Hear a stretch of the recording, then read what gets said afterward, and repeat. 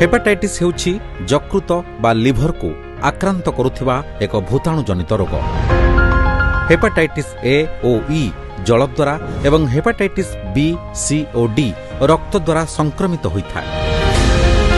खाइबा पूर्वरु ओ शौच परे हाथ को साबुन में भल भावे धोइले हेपाटाइटिस ए ओ ई रो प्रतिरोध करिहेबो। एथिसह केवल विशोधित बा सीजा पानी पियंतु। हेपाटाइटिस बी सी ओ डी कबलर रक्षा पाई विशोधित ब्लेड छुंची और सिरिंज व्यवहार करंतु। केवल स्वीकृतिप्राप्त रक्त भंडाररू रक्त ग्रहण करंतु।